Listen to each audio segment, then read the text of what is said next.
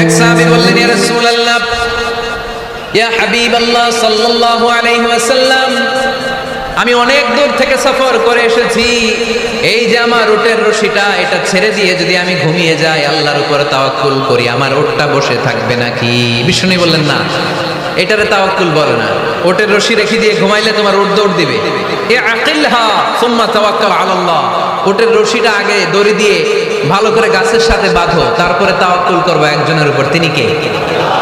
আগে বাঁধতে হবে, তারপরে তাওয়াক্কুল। আগে কাজ করতে হবে, তারপরে তাওয়াক্কুল। এক লোক বড় হুজুরের কাছে দোয়া চাইছে, হুজুর আপনি দোয়া করবেন আল্লাহর জন্য আমার একটা ছেলে সন্তান দেয়। কি দেয়? কথা বুঝে নাই বোধহয়। কি দেয়? ছেলে সন্তান দেয়। তো হুজুর অনেক দোয়া করে দিছে, বড় হুজুর, আল্লাহ তারে তুমি ছেলে সন্তান দিও। তো ছেলে সন্তান হয় নাই। তারপরের বছর এসে আবার হাজির, হুজুর একটু দোয়া করেন আমার জন্য আল্লাহ একটা ছেলে সন্তান দেয়। হুজুর আবার দোয়া করলেন, কিন্তু ছেলে আর হয় নাই। পরের বছর এসে আবার হাজির, হুজুর একটু দোয়া করেন। কি দোয়া করবো বাপ? বলে, হুজুর দোয়া করেন আল্লাহ যেন আমার একটা ছেলে সন্তান দেয়। হুজুর আবার দোয়া করলেন। এর পরের বছর এসে আবার হাজির, কয় হুজুর ছেলে সন্তান। হুজুরকে ঘটনা কি? ঘটনা কি? এর সন্তান হয় না কেন? বললো, বাবা তুমি কি বিয়ে করছো? কয় না। সন্তান হবে কোত্থেকে? আগে তো বিয়ের পর্বটা সার, তারপরে তাওয়াক্কুল করবি কার উপর? বিষ্ণু বললেন, তাগদু খিমাসান তারুহু বিতানান, পাখিগুলোর মতো যদি সকালবেলা তাওয়াক্কুল করে বের হয়ে যাও, প্রতিটা পাখি, আপনাদের গাজীপুর এলাকায় পাখির বাসা আছে নাকি? কি পাখি আছে? বাবুই পাখি? হ্যাঁ, কি পাখি? সব আছে। তো পাখিগুলো এই গাজীপুরের বিভিন্ন গাছপালার উপরে যে নিড় বানিয়েছে বাসা, দেখবেন সকাল বেলায় এই পাখিগুলো আল্লাহর উপর তাওয়াক্কুল করে বের হয়ে যায়। এই পাখিগুলো জানে কোন জায়গায় ওর রিজিক আছে। এই পাখিগুলোর রিজিকের ব্যবস্থা করলো কে? সারাদিন শেষে পাখিগুলো আবার ওদর পূর্তি করে পাখিগুলোর নিড়ে ফিরিয়ে দেয় কে? জানে না কোথায় খাবার আছে। আমাদের ফ্রিজ আছে, ফ্রিজ, ডিপ ফ্রিজ, 7 দিনের বাজার করে ডিপ ফ্রিজের মধ্যে খাবার রেখে দেই। পাখিদের ডিপ ফ্রিজ আছে নাকি? আমাদের টাকা বেশি ঘরের মধ্যে হয়ে গেলে ব্যাংকের মধ্যে অ্যাকাউন্টে ফেলে দিয়ে আসি। পাখিদের কোনো ব্যাংক অ্যাকাউন্ট আছে নাকি? তারুহু তাগদু খিমাসান তারুহু বিতানান, সকালবেলা পাখিগুলো কিচির মিচির আল্লাহর জিকির করে বের হয়ে যায়। বিকেলবেলা প্রতিটা পাখির পেটে খাবার দিয়ে আবার ফিরিয়ে দেয় কে? এটার নাম তাওয়াক্কুল। ওমরে ফারুক বললেন, তোমরা যা করছো এটা তাওয়াক্কুল নয়। নামাজের পরে বের হয়ে যাবা, আল্লাহর জমিন যে আবাদ করবা, কৃষি কাজ করবা, ব্যবসা করবা, বাণিজ্য করবা, চাকরি করবা, আবার নামাজের সময় ঘরে আসবা, এর মাধ্যমে তোমার ঘরে যে হালাল রিজিকের ব্যবস্থা আল্লাহ করে দিবে, এটার নাম হলো তাওয়াক্কুল। পড়েন সুবহানাল্লাহ। গোটা জমিনটা আমাদের, গোটা জমিন আমাদের জন্য আল্লাহ দিয়েছেন। যেখানে যাবেন রিজিকের ব্যবস্থা আছে না নাই? আপনাদেরকে শোনাইছি না যে বাংলাদেশের পাহাড়ে কি চাষ হয়? ওখানে জুম রেখেছে আল্লাহ। মালয়েশিয়ার ক্যামেরুন হাইল্যান্ডে আল্লাহ ফলের বাগান, ফুলের বাগান রেখেছে। আবার আপনি সাগরের মধ্যে নামলে রিজিক আছে না নাই? কি আছে? মাছ। সুবহানাল্লাহ কইবেন না? ওয়ালাকাদ কাররামনা বানি আদম ফাহামালনাহুম ফিল বাররি ওয়াল বাহরি ওয়া রাযাকনাহুম মিনাত তাইয়্যিবাত। রব্বুল আলামিন বলেন, আমি পুরো বনি আদমকে সম্মানিত করেছি, জলে স্থলে সব জায়গায় মানব জাতিকে বিচরণের সুযোগ করে দিয়েছি, আর মানুষের জন্য আমি আল্লাহ হালাল রিজিকের ব্যবস্থা করেছি। সুবহানাল্লাহ পড়েন। হালাল রিজিকের ব্যবস্থা আল্লাহ করেছেন। এজন্য everyone should be energetic, everyone should be active. আমাদেরকে অ্যাক্টিভ হতে হবে, এনার্জেটিক হতে হবে। শ্রম করে করে, কষ্ট করে করে আমাদেরকে আগাতে হবে। স্রষ্টা আমাদেরকে একটা যুদ্ধে ঠেলে দিয়েছেন, সংগ্রাম করে করে আমাদেরকে বেঁচে থাকতে হয়, ঠিক কিনা? এই জমিনে যখন আমরা এসেছি তখনই আমি সংগ্রাম করেছি। বিশ্বাস করেন, একজন স্বামীর 1 ফোঁটা বীর্যের মধ্যে যদি 20 কোটি শুক্রাণু না থাকে, কয় কোটি? আরো জোরে। 20 কোটি শুক্রাণু যদি না থাকে, 20 কোটি বা 2 কোটি শুক্রাণু যদি না থাকে, তাহলে ওই শুক্রাণু থেকে কোনো মানব সন্তান মায়ের পেটে জন্ম নেয় না। তাহলে চিন্তা করেন, ওই 20 কোটি শুক্রাণুর মধ্যে আমি একটা শুক্রাণু, ঠিক কিনা? এতগুলো শুক্রাণু ডিম্বাণুকে আঘাত করে অ্যাক্টিভ হতে চেয়েছিল, ওই 2 কোটির মধ্যে বাকি সবগুলোরে হারিয়ে চ্যাম্পিয়ন হয়েছিলাম সেদিন মায়ের গর্ভে আমি। চিল্লায় বলো ঠিক কি না? সেদিন আমার হাত ছিল না, সেদিন আমার পা ছিল না, আমার চোখ ছিল না, আমার রেসপিরেটরি সিস্টেম ছিল না, আমার ব্রেন সচল ছিল না, আমার মামা ছিল না, আমার দাদা ছিল না, আমার গায়ে শক্তি ছিল না। ওই কঠিন পরীক্ষায় যদি 2 কোটি কম্পিটিটরকে আমি হারিয়ে বিজয় লাভ করতে পারি, এই জমিনের বুকেও আমার কেউ হারাতে পারবে না। চিল্লায় বলো ঠিক কি না? আমরা এসেছি বিশ্বকে জয় করার জন্য, জয় করার জন্য। আবার যখন মায়ের পেট থেকে বের হই তখন আমাকে সংগ্রাম করে বেরোতে হয়। এইখানে তোমরা আমার ছোট্ট সোনামণিরা সিজারে হইছো কারা কারা? দেখি সিজারে, যে হুজুর আমি সিজারে পৃথিবীতে এসেছি, হাত তোলো। কয়েকজন হাত তুলছে, মাশাআল্লাহ, ঠিক আছে, অসুবিধা নেই, হাত নামাও। এটা একটা প্রাকৃতিক নিয়ম, মায়ের পেট থেকে পৃথিবীতে আমরা এভাবে আসি। কেউ প্রাকৃতিক পদ্ধতিতে আসি, কেউ সিজারে আসি। যারা সিজারে আসছে তারা এই কষ্টটা সহ্য করে নাই, তাদের অন্য ধরনের স্ট্রাগল পৃথিবীতে আসার পরে। কিন্তু আমরা যারা নরমাল প্রসেসে এসেছি সেই সময়টার কথা খেয়াল করেন। আমাদের দেহের সাইজ অনেক বড়, আমাদের ওজন অনেক বেশি, কিন্তু আমাদের মায়ের যেই অঙ্গটা দিয়ে আমরা পৃথিবীতে এসেছি ওই জায়গাটা বড় সরু। খুব ছোট্ট একটা জায়গা দিয়ে এই বিশাল দেহ নিয়ে আমাকে সংগ্রাম করে আসতে হয়েছে, ঠিক কিনা? এবং এটা ল্যাবরেটরিক্যালি প্রুভড, সায়েন্টিফিক্যালি অ্যাটাস্টেড যে এটা একজন বাচ্চার জন্য, নবজাতক নিউ বর্ন বেবির জন্য খুবই স্বাস্থ্যকর, খুবই হেলদি। কারণ এই ছোট্ট জায়গাটা দিয়ে, মায়ের ওই ছোট্ট অঙ্গ দিয়ে আমরা যে পৃথিবীতে আসি, আমাদেরকে একটা চাপ সহ্য করতে হয়। ওই চাপের কারণে আমার নাকের ভিতরে, কানের ভিতরে যে ধরনের দূষিত গ্লিসারিন আছে, পদার্থ আছে, এগুলো সব বের হয়ে যায়। আর এই প্রচন্ড চাপটা আমাদের দেহটাকে কর্ম সহিষ্ণু হয়ে গড়ে তুলতে সাহায্য করে। কম সুবহানাল্লাহ। নিয়ে আসেন এখানে, নিয়ে আসেন শেষের দিকে। এভিডেভিট নাই, পরে হবে। তাহলে আপনারা দায়িত্ব নিয়ে এভিডেভিট করবেন, শুধু শাহাদা পড়বে আমার হাতে। ঠিক আছে, ফাইন। সেই দিন আমরা স্ট্রাগল করে পৃথিবীর বুকে এসেছিলাম। যেদিন মায়ের পেট থেকে যুদ্ধ করে আমাকে পৃথিবীতে আসতে হয়েছে, ওই দিন আমার কান ছিল। এখনকার মতো কানের শক্তি ছিল? এখন যে হাতে শক্তি, ওই শক্তি ছিল? ওই কঠিন পরিস্থিতিতে যদি আমি সংগ্রাম করে টিকে থাকতে পারি, বর্তমান সময়ে আমাদেরকে কেউ আটকায় রাখতে পারবে না, পারবে না। ইন্নাকা কাদিহুন ইলা রাব্বিকা কাদহান ফামুলাকি। আল্লাহ বললেন, ও বনি আদম, তোমাকে কষ্ট করতে করতে আমার কাছে আসতে হবে।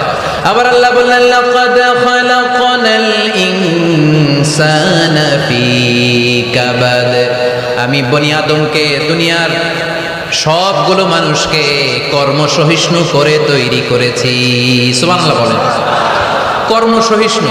আমাদের এক একজন মানুষ যে আমরা কতটা কষ্ট আর ধৈর্য সহ্য করতে পারি আপনি কল্পনাও করতে পারবেন না। নর্মাল প্রসেসে আমাদের মা যেদিন আমাদেরকে ডেলিভারি দিয়েছিলেন, তখন আমাদের মা 57 ইউনিট প্লাস।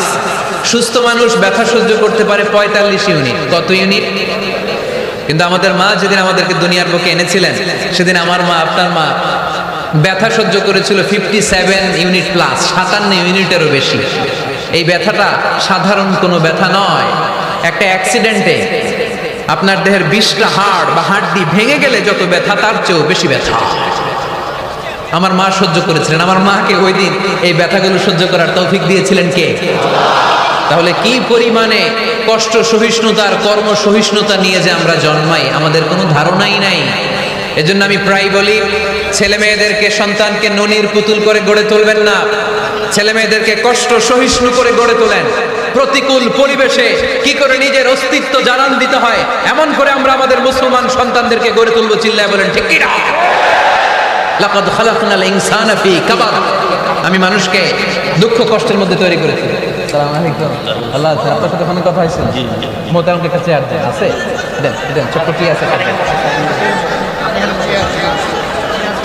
আলহামদুলিল্লাহ, আপনাদের এলাকার, আপনাদের মা ও মাটির সন্তান, গণমানুষের নেতা, মুক্তিযুদ্ধ বিষয়ক মন্ত্রণালয়ের মাননীয় মন্ত্রী মহোদয় আখম মোজাম্মেল হক সাহেব ইতিমধ্যে আমাদের মাঝখানে এসে উপস্থিত হয়েছেন। আমরা সবাই পড়ি আলহামদুলিল্লাহ। গত রাতে ওনার সাথে ফোনে কথা হয়েছে, তো আমি ভাবিনি যে এত ব্যস্ততার মধ্য দিয়ে উনি চলে আসবেন। আপনাদের কাজেই ব্যস্ত থাকতে হয়। আমরা আসলে অনেকে জানি না যে এমপি মন্ত্রীরা কতটা ব্যস্ত থাকে। জনপ্রতিনিধিরা আপনাদের নানা কাজে নানা জায়গায় ব্যস্ত থাকতে হয়, বিভিন্ন মিটিং। ওই দিন আমি কুমিল্লা জেলার ডিসি সাহেবের সাথে একটা মিটিং ছিল, দেখলাম যে অনেক লোক ওখানে ভিড় করে আছে। আমি যে ছোট্ট একটা সালাম বিনিময় করব, মিটিংটা সার্ব সুযোগই হচ্ছিল না, অনেক ব্যস্ত থাকে ওনারা। তারপরেও ওনাদের ব্যস্ত মুখর মূল্যবান সময়গুলো থেকে কিছু সময় আমাদের জন্য দিয়ে আজকের প্রোগ্রামে হাজির হয়েছে, আমরা মোবারকবাদ জানাই। সম্মানিত সুধী, আমরা বলছিলাম কাজের সময়, আরো জোরে বলতে হবে, কাজের সময়, নামাজের সময়, আর ভরসা করতে হবে একজনের উপর, তিনি কে? কাজে কোনো লজ্জা আছে? লজ্জা কিসে? অলসতায়। আমরা অলস হতে চাই না।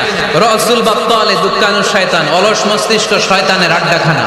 আমরা নিজের পায়ে দাঁড়াতে চাই, আমরা স্বাবলম্বী হতে চাই, আমরা সাস্টেইনেবল ডেভেলপমেন্ট গোলের পক্ষে, আমরা মিলেনিয়াম ডেভেলপমেন্ট গোলের পক্ষে, আমরা বাংলাদেশকে উন্নতির শিখরে নিয়ে যাওয়ার পক্ষে। চিল্লায় বলেন ঠিক কিনা? আমরা আগে দুনিয়ার কল্যাণ চাই, এটা ইসলামের নিয়ম। আগে কি আখেরাত চাই না আগে দুনিয়া চাই? জোরে বলেন। আরে দুনিয়াতে ভালো থাকলেই তো আখেরাতে ভালো থাকবে। এজন্য আল্লাহ আমাদেরকে শিখালেন, পড়ো রব্বানা আতিনা ফিদ দুনিয়া হাসানাহ ওয়া ফিল আখিরাতি হাসানাহ ওয়া কিনা আযাবান নার। আয় আমাদের রব, এই দুনিয়ার বুকে আপনি আমাদেরকে কল্যাণ দেন, আখিরাতের বুকে আপনি আমাদেরকে কল্যাণ দেন, আগুনের শাস্তি থেকে আল্লাহ আপনি আমাদেরকে বাঁচিয়ে দেন। পড়ে না আমিন। তাহলে আগে দুনিয়া, তবে দুনিয়াকে হৃদয়ে স্থান দেওয়া যাবে না। দুনিয়াকে বশ করে হাতে নিব, কিন্তু হৃদয়ে থাকবে আখিরাত। জোরে বলতে হবে ঠিক কিনা? নিজ হাতে উপার্জিত সম্পদের চেয়ে শ্রেষ্ঠ কোনো সম্পদ আর হতে পারে না। আমার দিনমজুর ভাইয়েরা, কুলি মজুর ভাইয়েরা, রিক্সাওয়ালা ভাইয়েরা, ফ্যাক্টরি ওয়ার্কার যারা, আপনারা আল্লাহর কাছে অনেক সম্মানিত। আপনাদের উপার্জন হালাল, আপনাদের এক পা এমনি জান্নাতে ঢুকে আছে। এখন শুধু এক পা ঢুকাইলে চলবে? পা কয়টা? আরেকটা ঢুকানোর দরকার আছে না নাই? আপনাদের উপার্জন হালাল, আপনারা 5 ওয়াক্ত সালাত পড়বেন, মানুষের হক নষ্ট করবেন না, আব্বা আম্মার দোয়া নিবেন, দ্বিতীয় পাটাও জান্নাতে ঢুকায় দিবে কে? মা আকালা আহাদুন তুআমান ক্বাত্তু খায়রুম মিন আইয়াকুলা মিন আমালি ইয়াদিহি। নিজের হাতে উপার্জিত সম্পদের চেয়ে, খাবারের চেয়ে শ্রেষ্ঠ সম্পদ আর হতে পারে? আমার রিকশাওয়ালা ভাই, তার উপার্জন হালাল না হারাম? আমার কুলি মজুর ভাই, উপার্জন হালাল না হারাম? মাথার ঘাম পায়ে ফেলে ফ্যাক্টরি ওয়ার্কাররা যে বেতনটা পায়, এটা হালাল না হারাম? তাদের দোয়াকে কবুল করে নিবে কে? এজন্য যুবক ভাইরা, নেভার আন্ডারএস্টিমেট এনি জব। কোন জবকে, কোন চাকরিকে ছোট করে দেখার সুযোগ নাই, কারণ আমার উপার্জন হালাল হলেই ওই হালাল উপার্জনে বরকত দিবে কে? Whether it's the small or big, you don't care. এটা তোমার কেয়ার করার দরকার নেই। চাকরি পেলেই একটা ঢুকে যাবা, চাকরি পেলেই ঢুকে যাবা, কারণ আমাদের চাকরির বাজার মন্দা। আমাদের বাংলাদেশ, ভারতে কোন একটা চাকরির জন্য চেয়েছে 8 পাস, ওইখানে অ্যাপ্লাই করে ডক্টরেট ডিগ্রি দাঁড়িয়ে আছে না নাই? এত কষ্ট করে চাকরি পাওয়া পৃথিবীর কোথাও লাগে না, কারণ আমাদের পপুলেশন বেশি। তাই চাকরির জন্য আমাদের বসে থাকা লাগবে না, আমাদেরকে উদ্যোক্তা হতে হবে, আমাদের এন্টারপ্রেনার হতে হবে। শুরুতে যেটা বলেছিলাম, আমাদের আইডিয়াকে কাজে লাগাতে হবে, ঠিক কিনা? আর যাই করব আমরা ভালোভাবে করব। ভালোভাবে করলে ওই কাজে বরকত দেয় কে? ভালোভাবে করার জন্য আল্লাহ তাআলা সূরাতুল মুলকে আমাদেরকে গাইডলাইন দিয়েছেন। রব্বুল আলামিন বলেন, আল্লাযী খালাকাল মাউতা ওয়াল হায়াতা লিয়াবলুয়াকুম আইয়ুকুম আহসানু আমালা। তিনি এমন সত্তা, যিনি তোমাদের তৈরি করেছেন, জীবন আর মৃত্যুকে তৈরি করেছেন এই জিনিসটা পরীক্ষা করবার জন্য, তোমাদের মধ্য থেকে কে ভালোভাবে কাজ করে। সুবহানাল্লাহ।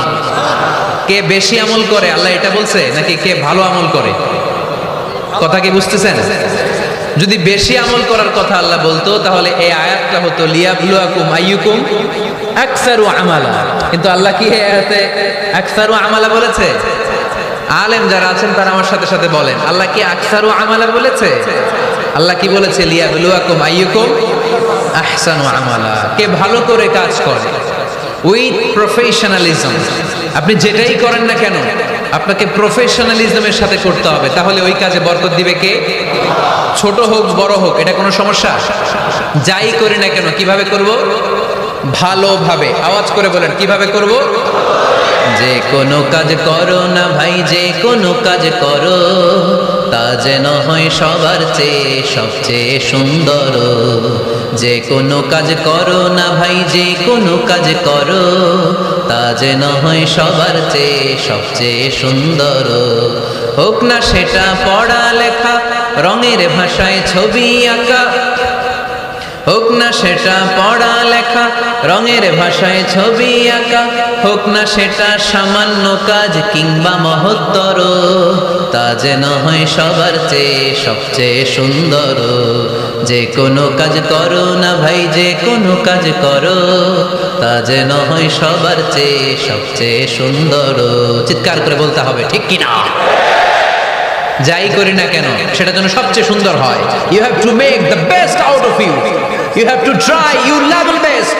তোমার সাধ্যের যতটুকু আছে তার সবটুকু করতে হবে, বাকি বরকত তার কল্যাণ আমাদেরকে দান করবে কে? বিষ্ণু ইসা ইসলাম কখনো অলসতাকে উৎসাহিত করেন নাই, ভিক্ষাবৃত্তিকে উৎসাহিত করেন নাই, তিনি পরিশ্রমকে অ্যাপ্রিশিয়েট করেছেন। এক সাহাবী রাদিয়াল্লাহু তাআলা আনহু এসে বললেন, ইয়া রাসূলুল্লাহ আমাকে কিছু দান করেন, আ'তিনি শাইআন। বিষ্ণু বললেন, তুমি ভিক্ষা করো, তোমার ঘরে কিছু নাই? সাহাবী বললেন, লা ইয়া রাসূলুল্লাহ কিছু নাই। বিষ্ণু ইসা ইসলাম আবার প্রশ্ন করলেন, কিছুই নাই? সে বলল, হ্যাঁ আছে। কি আছে? একটা জামা আছে, জামা, আর আছে একটা পানি খাওয়ার জগ। দুইটা জিনিস আছে, একটা কি আরেকটা পানি খাওয়ার জগ। বিষ্ণু বললেন, দুইটা নিয়ে আস। সাহাবী রাদিয়াল্লাহু তাআলা আনহু জামার জগ নিয়ে এসে বিষ্ণু ইসলামের হাতে দিলেন। বিষ্ণুনবী জামার জগটা ধরে বললেন, মাইয়াশতারি হাদাইন, কে আছো আমার সাহাবীদের মধ্যে এই দুইটা জিনিস কিনতে চাও? এক সাহাবী দাঁড়িয়ে বললেন, ইয়া রাসূলুল্লাহ ইয়া হাবিবাল্লাহ আনা আশতারিহিমা বিদিরহাম। এই দুইটা জিনিস, একটা জামা একটা পানি খাওয়ার জগ, আমি 1 দিরহাম দিয়ে কিনে নিতে চাই। পড়েন সুবহানাল্লাহ। বিশ্বনবী বললেন, 1 দিরহাম তো কম হয়ে যায়, 1 দিরহামের চেয়ে বেশি দিয়ে কেনার মতো যদি কেউ থাকে একটু হাত তোলো। মাইয়াজিদু আলা যালিক, এর চেয়ে বেশি দাম দিয়ে কেনার মতো কেউ আছো নাকি? আরেক সাহাবী হাত তুলে বললেন, ইয়া রাসূলুল্লাহ ইয়া হাবিবাল্লাহ আশতারিহিমা বিদিরহামাইন, আমি 1 দিরহাম নয় আপনার সম্মানে 2 দিরহাম দিয়ে জিনিসগুলো কিনে নিতে চাই। 2 দিরহাম। বিষ্ণু বললেন, ওকে ফাইন, ডান, 2 দিরহামে বিক্রি হয়ে যাবে। দিয়ে দেওয়া হলো। 2 দিরহাম নিয়ে বিষ্ণু ইসলাম ওই আগন্তুক ভিক্ষুক সাহাবীর হাতে দিয়ে বললেন, যাও 1 দিরহাম দিয়ে তোমার পরিবার পরিজনদের জন্য খাবার কিনে নিয়ে যাও, আরেক দিরহাম দিয়ে একটা কুঠার কিনে নিয়ে আসো। কি কিনে নিয়ে আসো? সবাই বলেন। কুঠার চিনেন আপনারা? কুঠার দিয়ে কি করে? গাছ কাটে। ওই সাহাবী আরেক দিরহাম দিয়ে একটা কুঠার কিনে নিয়ে আসলেন। বিশ্বনবী সাল্লাল্লাহু আলাইহি ওয়াসাল্লাম নিজ হাতে ওই কুঠারের একটা হাতল লাগাই দিলেন। সুবহানাল্লাহ পড়তে পারলেন না মজা করে? হাতল ছাড়া কুঠার ধরা যায়? ধরা যায় না। বিশ্বনবী কাঠের একটা হাতল লাগাই দিলেন। এই হাতলটা দিয়ে বিশ্বনবী বললেন, try to imagine the attitude of the last messenger Muhammad সাল্লাল্লাহু, he changed the world for the better and made us better creature. তার নাম কি? কি নাম? হি ওয়াজ মুহাম্মদ সাল্লাল্লাহু আলাইহি ওয়াসাল্লাম। Muhammad mercy upon mankind, teacher of all mankind, Abul Qasim, Ya Habibi, Ya Muhammad, Ya Shafi'i, Ya Muhammad, Khairu Khalqillahi Muhammad, Ya Mustafa, Ya Imam al-Mursalin, Ya Mustafa, Ya Shafi'i al-Alamin. পড়েন সবাই। Ya Mustafa, Ya Imam al-Mursalin, Ya Mustafa, Ya Shafi' al-Alamin. He taught us to be just and kind and to feed the poor and hungry. held the wafer and the orphan child, and to not be cruel and miserly. His speech was soft and gentle, like a mother stroking her child. His mercy and compassion were most radiant when his smile was Muhammad sallallahu alayhi wa sallam. Muhammad, mercy upon mankind, teacher of all mankind, Abul Qasim, Ya Habibi, Ya Muhammad, Ya Shafi'i, Ya Muhammad, Khairu Khalqillahi Muhammad. পড়েন সবাই। ইয়া মুস্তাফা ইয়া ইমাম আল মুরসালিন ইয়া মুস্তাফা ইয়া শফিআল আলামিন ইয়া মুস্তাফা ইয়া ইমাম আল মুরসালিন ইয়া মুস্তাফা ইয়া শফিআল আলামিন মুহাম্মদ। সুবহানাল্লাহ পড়েন। হি ওয়াজ মুহাম্মদ সাল্লাল্লাহু আলাইহি ওয়াসাল্লাম। বিশ্বনবী নিজ হাতে ওই সাহাবীর কুঠারের ভেতরে একটা হাতল লাগাইয়া দিলেন। ঘটনা মনে আছে নাকি নাশিদ শুনে ভুলে গেছেন? ঘটনা মনে আছে সবার? তিনি হাতল লাগাইয়া দিলেন আর বললেন, যাও, গায়ে শক্তি আছে, তাগড়া যুবক, এই কুঠার নিয়ে জঙ্গলে যাও, জঙ্গলে যে কাঠ কাটো, লাকড়ি বানাও, বাজারে যে বিক্রি করো। লা ইয়াহতাতিবা আহাদুকুম হাজমাতান ফি দাহরিহি খায়রুম মিন আই ইয়াসআলা আহাদান ফায়ুতিয়াহু আও ইয়ামনাহু। যাদের গায়ে জোর আছে, শক্তি আছে, পরিশ্রম করে লাকড়ির বোঝা পিঠে নিয়ে বাজারে বিক্রি করা অনেক ভালো কারো কাছে হাত পাতার চেয়ে। কারণ তুমি হাত পাতলে লোকজন তোমার দিতেও পারে, নাও দিতে পারে, কিন্তু পরিশ্রম কখনো বৃথা যায় না। What is the moral of the story? রাসূল সাল্লাল্লাহু আলাইহি ওয়াসাল্লামের এই প্রফেটিক স্টোরি থেকে আমাদের শিক্ষা কি? বিশ্বনবী বললেন, যাও, কাঠ কেটে নিয়ে আসো। লা উরিদু আন আরাকা 15 আইয়াম, সামনের 15 দিন আমি যেন আমার চোখ দিয়ে তোমার আমার আশেপাশে ঘুরঘুর করতে না দেখি। সাহাবী চলে গেলেন, কাঠ কাটতে আরম্ভ করলেন, বাজারে বিক্রি করতে আরম্ভ করলেন। 15 দিনের ব্যবধানে 10 দিরহাম নিয়ে বিশ্বনবীর দরবারে ওই সাহাবী হাজির হয়ে গেলেন। 10 দিরহাম নিয়ে হাজির হয়ে গেলেন। এসে বললেন, ইয়া রাসূলুল্লাহ, ইয়া হাবিবাল্লাহ, আমি আর দরিদ্র নাই, আমি আর ভিক্ষা করি না, আমি নিজের পায়ে দাঁড়িয়েছি, আমি স্বাবলম্বী হয়েছি, আমি অন্যান্য খেটে খাওয়া মানুষের মতো এখন উপার্জন করে আমার ফ্যামিলির চাহিদা মিটাই। পড়েন সুবহানাল্লাহ। What is the moral of the story? এই প্রফেটিক স্টোরি থেকে আমাদের জন্য শিক্ষা হচ্ছে, বিষ্ণু ঈসা ইসলাম চাইলেই ওই 2 দিরহাম দিয়ে বলতে পারতেন, যাও, এটা দিয়ে খাবার কিনে খাও। দুপুরবেলা খাইতো, রাত্রেবেলা আবার যাকাতের লাইন ধরতো। কথা কন। তার মানে বিষ্ণু ঈসা ইসলাম কাজের প্রতি উৎসাহিত করেছেন। 2 নাম্বার লেসন বা শিক্ষা হচ্ছে, বিশ্বনবী সাল্লাল্লাহু আলাইহি ওয়াসাল্লাম পার্মানেন্ট সলিউশন করে দিয়েছেন, স্থায়ী সমাধান। ঠিক কিনা? আমরা প্রায় যাকাতের শাড়ি দেই, লুঙ্গি দেই, আছে না নাই? আলহামদুলিল্লাহ, আপনাদের গাজীপুরে বোধহয় এগুলো নাইটাই, এখানে নাই, আছে? যদি থেকে থাকে এই ট্র্যাডিশন আপনারা বন্ধ করবেন। যাকাতের শাড়ি বলতে কোনো শাড়ি নাই, যাকাতের লুঙ্গি বলতে কোনো লুঙ্গি নাই। কারণ যাকাতের শাড়ি আর যাকাতের লুঙ্গি যদি আপনি বিতরণ করেন আর সামান্য সয়াবিন তেল আর চাল ডাল যদি আপনি প্যাকেট করে দিয়ে দেন, তাহলে 1 মাস পরে আবার যে সে আরেক জায়গায় যাকাতের লাইনে দাঁড় হয়ে যাবে। চিল্লা এখন ঠিক কিনা? এজন্য আপনাকে পার্মানেন্ট সলিউশনের ব্যবস্থা করতে হবে। আমি সব জায়গায় বলি যে প্রতিটি জেলার বিজনেস ম্যাগনেট যারা আছেন তারা সবাই মিলে একটা যাকাত ম্যানেজমেন্ট প্ল্যাটফর্ম গড়ে তুলুন। সেখান থেকে এমনভাবে যাকাত দিন যাতে মানুষ স্বাবলম্বী হতে পারে। স্বাবলম্বী বানানোর জন্য, দারিদ্র বিমোচনের জন্য যাকাত এসেছে, যাকাতের শাড়ি লুঙ্গি বিতরণের জন্য নয়। আর যাকাতের শাড়ি এত পাতলা, মশারি কি পাতলা, এর চেয়েও পাতলা। দেখছেন কখনো? এটারে একবার ধোয়ার পরে দ্বিতীয়বার পরা যায় না। একবার ধোয়ার পরে শাড়ির দিকে তাকাইলে শাড়ি আপনার দিকে বেশকি মেরা থাকে। কথা বলেন ঠিক কিনা? এইভাবে শাড়ি লুঙ্গি দেয়া যাবে? এভাবে তো শাড়ি লুঙ্গি বিতরণ করলে যারা লাইন ধরে যাকাত নিতে আসলো, এই আল্লাহর বান্দাদেরকে অপমান করা হয়। আর আল্লাহ বললেন, ওয়ালাকাদ কাররামনা বানি আদম, আমি পুরো বানি আদমকে সম্মানিত করেছি। ফেরেশতার সম্মান বেশি না মানুষের? বুঝে শুনে বললেন, কার?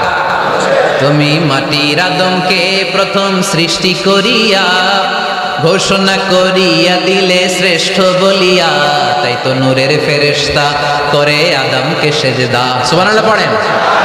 তাই তো নূরের ফেরেশতা করে আদমকে সেজদা, সবার চেয়ে সম্মান দিলে মাটির আদমকে। পড়েন আল্লাহু আল্লাহু তুমি জাল্লে জালালুহু, শেষ করা তো যায় না গে তোমার গুণগান। আল্লাহু আল্লাহু সুবহানাল্লাহ পড়েন। আহা, মানুষের মর্যাদা সবচাইতে বেশি। এজন্য যাকাত যারা নিতে আসে তাদেরকে অপমান করা যাবে না। এর কারণ যাকাত দিয়ে আপনি কোনো করুণা করেননি, বরং ওরা যাকাত নিয়ে আপনাকে এই ফরজ ইবাদত করার সুযোগ করে দিয়ে আপনার প্রতি করুণা করে গিয়েছে। আওয়াজ করে বলেন ঠিক কি না? অনেকে মনে করে আমি যাকাত দিয়ে আমি মনে হয় দয়া করছি, আমি মনে হয় করুণা করছি। আচ্ছা, যারা গরিব ওরা যদি যাকাত না নেয় ওর সমস্যা আছে? নিমু না যাকাত। কিন্তু আমি যদি বলি দিমু না, আমার খবর আছে না নাই? আমার জন্য দেয়া ফরজ, ওর জন্য নেয়া ফরজ না। তাই আমি দিয়ে করুণা করিনি, ও আমার কাছ থেকে যাকাত নিয়ে জাহান্নামের আগুন থেকে আমাকে বাঁচিয়ে ও আমাকে দয়া দেখিয়েছে।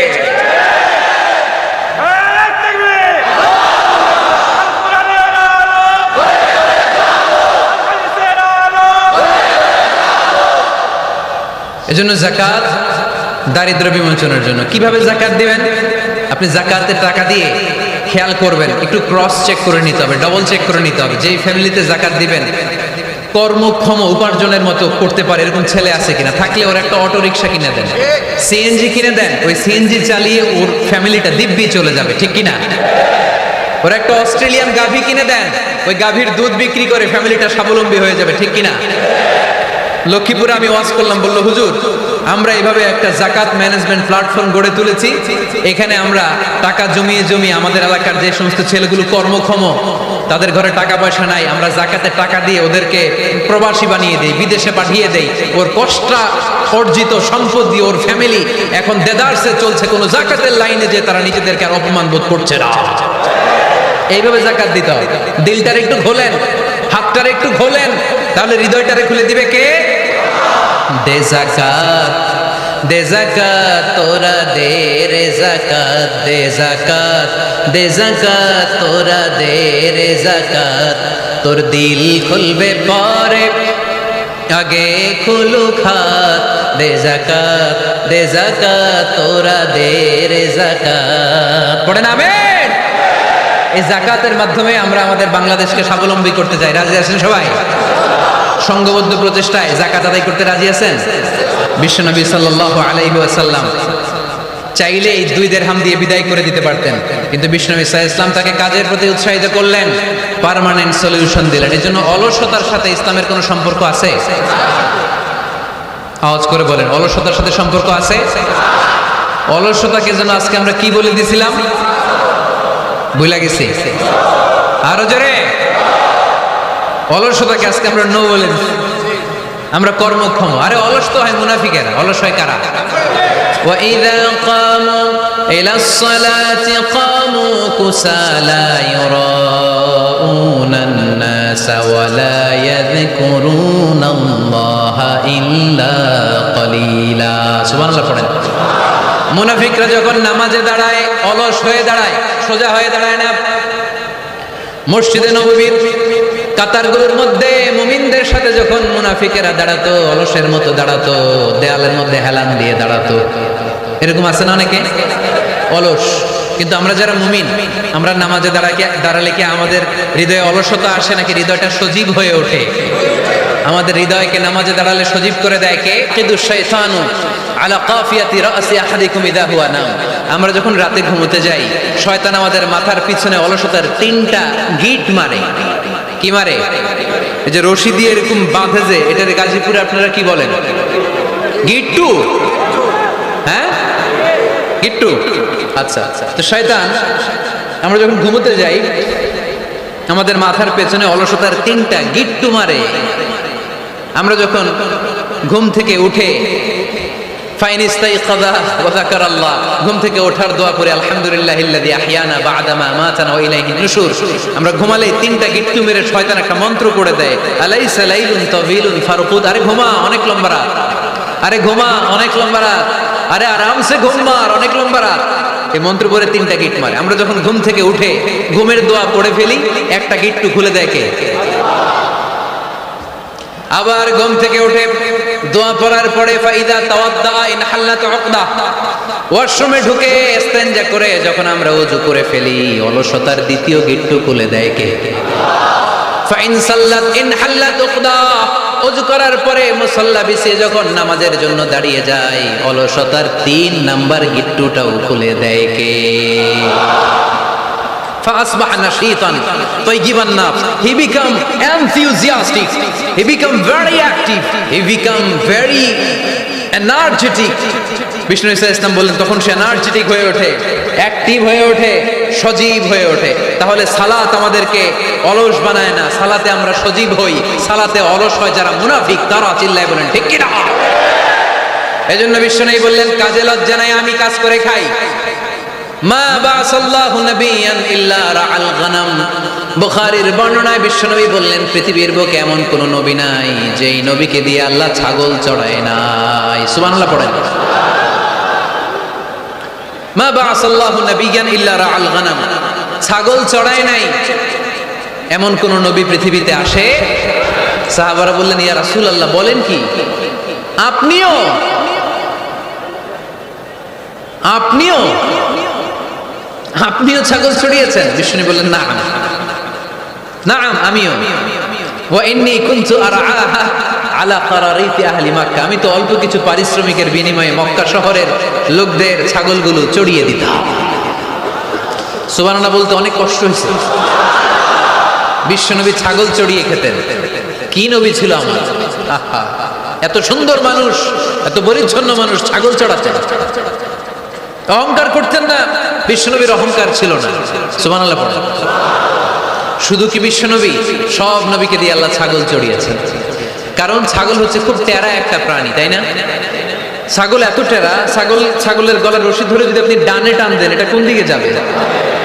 বায়ে টান দিলে, সামনে টানলে, পিছনে টানলে পারা যায় কিছু? ভাবলেন সারা সপ্তাহ ব্যস্ত থাকি, আজকে আমার ছুটি, আমিও গোসল করি, এটারও গোসল করাই। রশি ধরে আপনি পুকুরে নামাবেন, এটা ওর বাপের কিরা, এমনি দাঁড়াবে, ঠিক কিনা? পুরো টেনে নামানো যায় না। এর কারণ ওর নাম কি? কথা কয় না। এজন্য আমরা বলি পাগলে কিনা কয়, ছাগলে কিনা খায়। ও বুঝে না তো, ওর ভালো চাইলে ও বুঝতে চায় না। আল্লাহ বুঝাতে চাইলেন নবীরা ছাগল চড়াও, সবচেয়ে টেরা প্রাণী। ছাগল চড়ায় তোমাদেরকে ট্রেনিং পিরিয়ড শেষ করছি, কারণ এরপরেও ছাগলের চেয়ে আরেকটা টেরা প্রাণী আছে, মানব জাতি, এদেরকে চড়াইতে হবে। যদিও মানুষ আশরাফুল মাখলুকাত, কিন্তু মানুষের মধ্যে ছাগলের চেয়ে টেরা কিছু আছে না নাই? উলাইকা কাল আনআম বাল হুম আদাল, এরা ছাগল নয়, এগুলো ছাগলের চেয়ে নিকৃষ্ট। চিল্লায় বলেন ঠিক কি না? এমন কোন নবী নাই যেই নবী ছাগল চড়ায় নাই। সুবহানাল্লাহ পড়তে হবে। সব নবীরা কাজ করে খেয়েছেন। সাইয়েদনা আদম আলাইহিস সালাম, ইব্রাহিম আলাইহিস সালাম চাষাবাদও করেছেন। সাইয়েদনা মুসা আলাইহিস সালাম চাষ করেছেন। দাউদ আলাইহিস সালাম নিজ হাতে বর্ম বানিয়েছেন, ছুরি বানিয়েছেন। আওয়াজ করে পড়েন সুবহানাল্লাহ। তাহলে কাজে কোনো লজ্জা আছে? লজ্জা কিসে?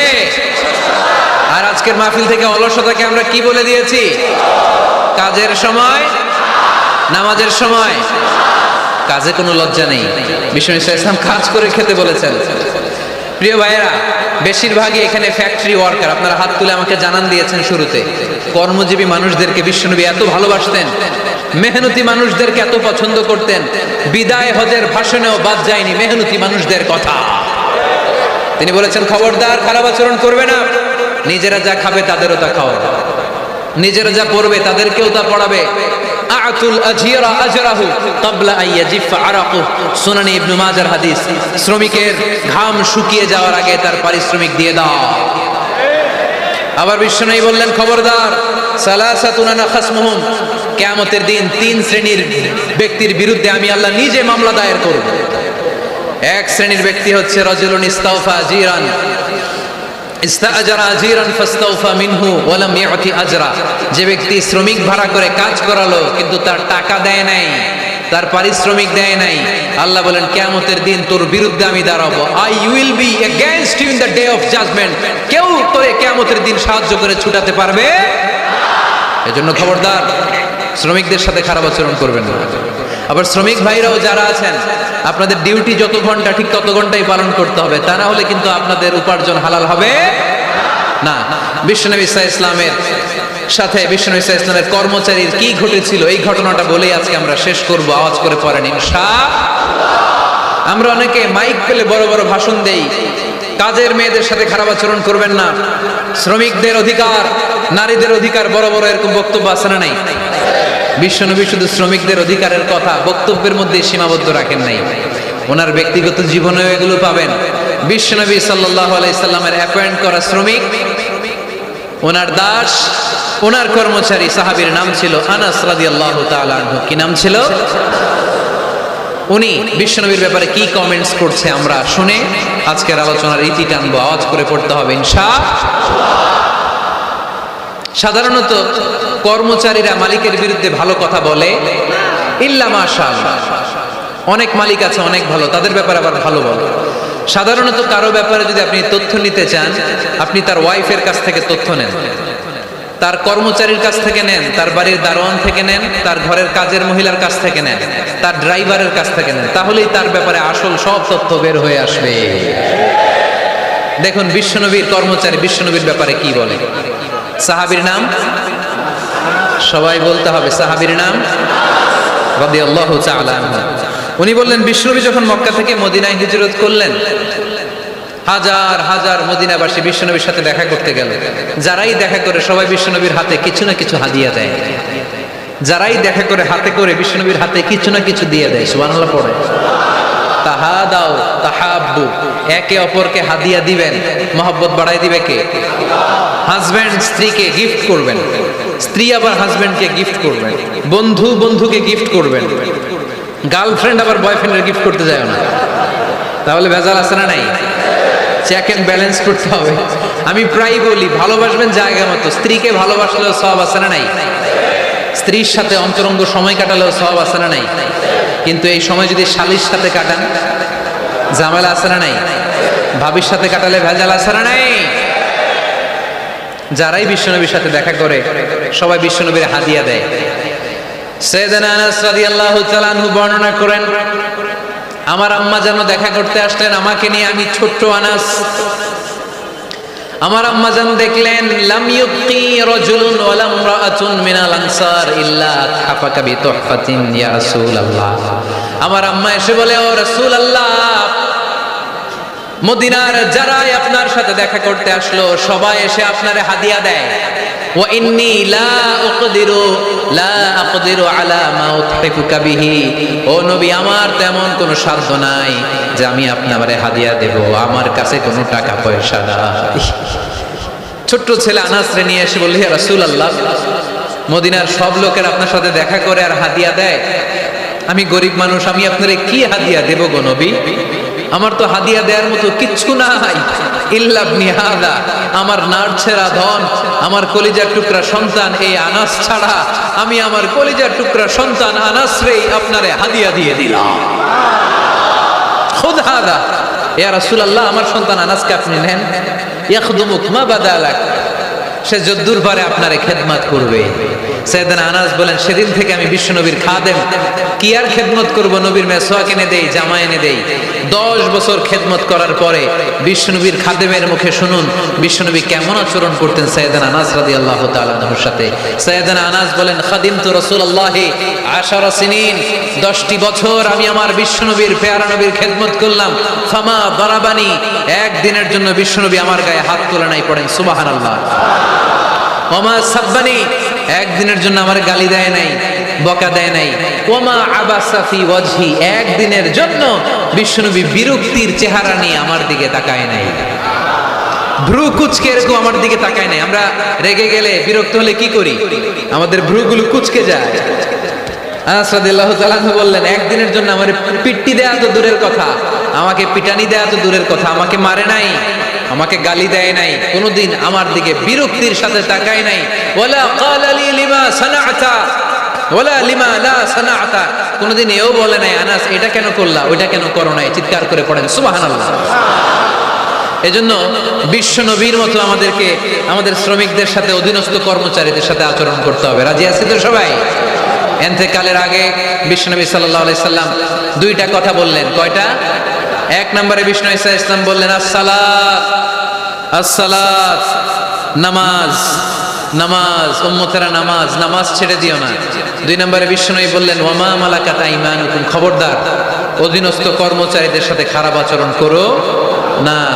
আমরা খুব দুঃখের সাথে লক্ষ্য করেছি, পত্রপত্রিকায় এসেছে মানবাধিকার কর্মী, নারী আন্দোলনের কর্মী মাইক পেলে বড় বড় ভাষণ দেয়, আপনারা কর্মীদের সাথে ভালো আচরণ করবেন, কাজের মেয়েদের সাথে ভালো আচরণ করবেন, কিন্তু ওদের বাড়িতে এই কাজের মেয়েরা নির্যাতিত হয়। চিল্লায় বলেন ঠিক কিনা?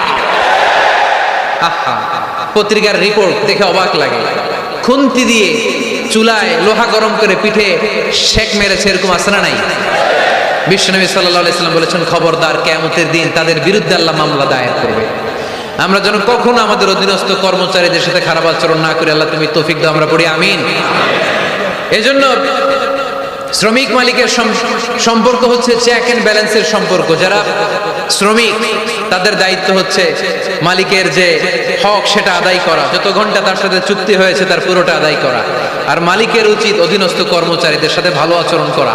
আমরা যেন এই চেক এন্ড ব্যালেন্স করতে পারি, আল্লাহ তুমি তৌফিক দাও।